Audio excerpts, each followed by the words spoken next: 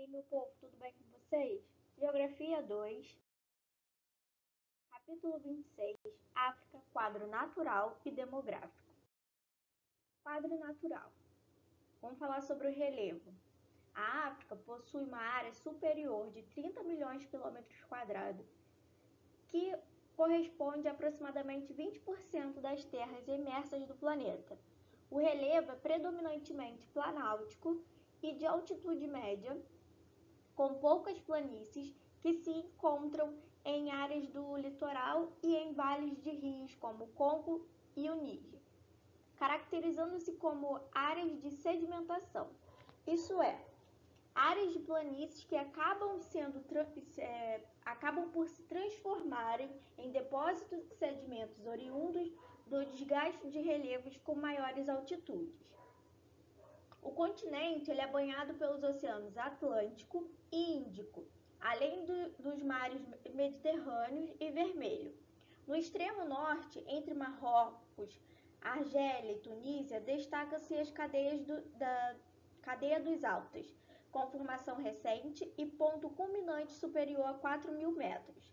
Já no leste do continente, há uma falha geológica que é o Rift Valley, com uma alternância de importantes montanhas e lagos de origem tectônica. Clima e vegetação.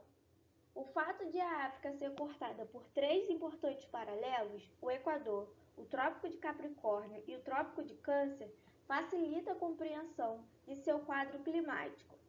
A parte central do continente possui um clima equatorial e é marcada, portanto, por altas temperaturas e pluviosidade que viabilizam a existência da floresta do Congo, com características semelhantes às da floresta amazônica. Além disso, a África também possui um clima desértico em áreas ao norte e ao sul do continente. O deserto do Saara ocupa 1/3 do continente e sua existência pode ser explicada pelo domínio de centros de alta pressão atmosférica, o que determina a dispersão de ar e umidade. Já no litoral da Namíbia, o deserto da Namíbia sofre influência da corrente de Benguela, de origem polar, que determina reduzida evaporação e chuvas no oceano. Entre o Maghreb e a África subsaariana, há uma região geográfica do Sahel, que inclui total ou parcialmente territórios de Senegal, Mali, Faso, Níger, Nigéria, que essa região é caracterizada como uma faixa de transição entre a zona árida do deserto do Saara e a zona úmida do sul do Sahel. Apresenta clima semiárido com vegetação de savana espinhenta, marcada por plantas adaptadas às secas prolongadas. Anos atrás, acreditava-se que essa região seria de baixo potencial à atividade agrícola. Contudo, tal percepção foi abandonada ao se constatar o papel importante que o cinturão verde formado por áreas florestais ao redor do Sahel exercem sobre essa região.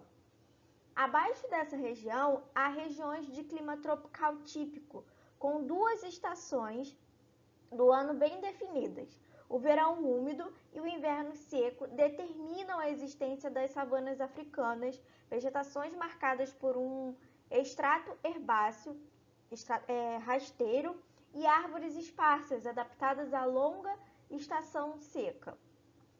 Além dos climas equatorial, tropical e árido, há nos extremos norte e sul o domínio do clima mediterrâneo, com especificidade de verões secos e invernos úmidos. Nessas áreas predomina a vegetação mediterrânea.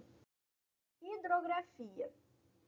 Devido à grande participação dos desertos no continente, a África possui uma quantidade relativamente pequena de rios, principalmente ao se considerar os de maior porte. O Rio Nilo merece destaque não só por seus mais de 6.000 quilômetros de extensão. Dependendo da definição das nascentes, o maior do mundo em comparação com o impressionante Amazonas, mas também por ser um rio que se mantém perene, ou seja, que nunca seca, apesar de atravessar o Saara. Sua perenidade está associada à localização da nascente em área úmida, no Lago Vitória, e o rio possui enorme importância para o Sudão, a Etiópia e o Egito, com o aproveitamento do seu potencial hídrico para a agricultura, o abastecimento populacional e a produção de energia. Outros rios de destaque são o rio Congo, com enorme volume de água, segunda maior vazão do mundo, superada apenas pelo Amazonas, devido à sua localização equatorial, e o rio Níger. Sobre o quadro humano, a população africana ela superou recentemente 1 bilhão de indivíduos. É, portanto, a maior que as populações das Américas e da Europa, ficando atrás apenas do contingente populacional asiático, o maior do mundo. Além disso, a população africana mantém um ritmo de crescimento superior a 2% ao ano, o dobro da média mundial, apesar das elevadas taxas de mortalidade no continente. No entanto, há importantes diferenças no ritmo de crescimento entre a África árabe e a África subsaariana.